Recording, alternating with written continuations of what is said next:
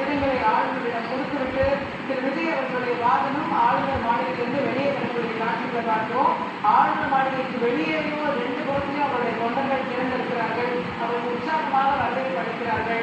அவர் திரு விஜய் அவர்கள் ஆளுநர் மாளிகையிலிருந்து அவருடைய வாகனம் வெளியே வரக்கூடிய காட்சிகளை ஆளுநரை சந்தித்துவிட்டு ஆளுநர் மாளிகையிலிருந்து புறப்பட்டு விட்டார் தமிழக வெற்றி கழக தலைவர் விஜய். இன்னும் கொஞ்ச நேரத்தில் நமக்கு ஆளுநர் மாளிகையிலிருந்து அதிகாரப்பூர்வமான